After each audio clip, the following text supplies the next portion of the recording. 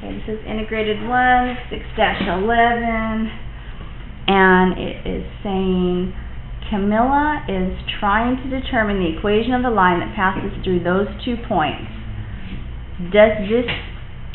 Basically, I think they're saying, is this an equation of a line that passes through those points? How can does anyone have any ideas? Because I can think of like 2 or 3 different ways. Let's wonder which ways you guys would think of trying.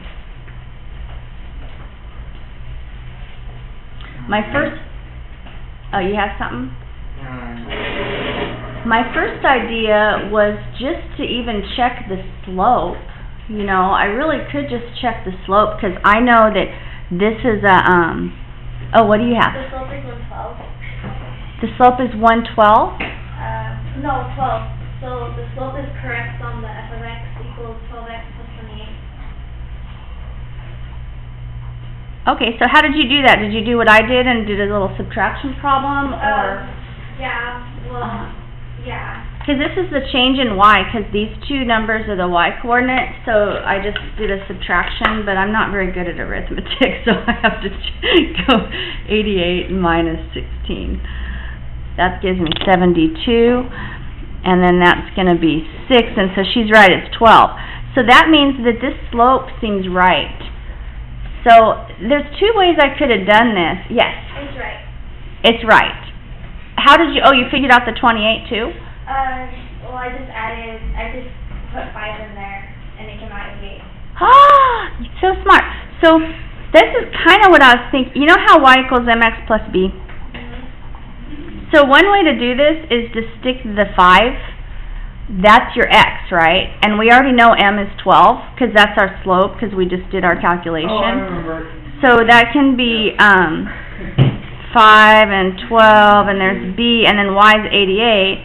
And then 5 times 12 is 60. Now I can subtract 60 from both sides. And that's going to give me my 28. So Sandy's right. Now there was another way you could have done this. If you didn't decide to do it this way, well, you could have grabbed the line and looked if those were points on the line, or that would be a big hassle. Or you could have plugged these 2 into here and see if they actually turned out. Like here, I'll show you what I mean. Plug in 16 for f of x, and then plug in -1 for x, and see if it made it equal on both sides. You know, like that would be -12. Is -12 plus 28 equal to 16? Because if it is, that means this point.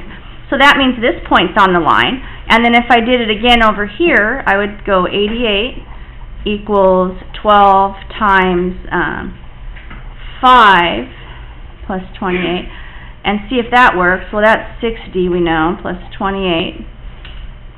So that's another way. So I don't know which way is quicker. I kind of like the way that we did it, but this way also would have worked, because this, you get 88, and you get 88, don't you?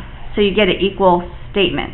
So you can either plug them both in there and see if they both give you equal, you know, on same thing on each side, or you can just work out the equation of a line that has these 2 points on it. I liked it better that you guys, the way that you guys did it, because that's better practice for you. All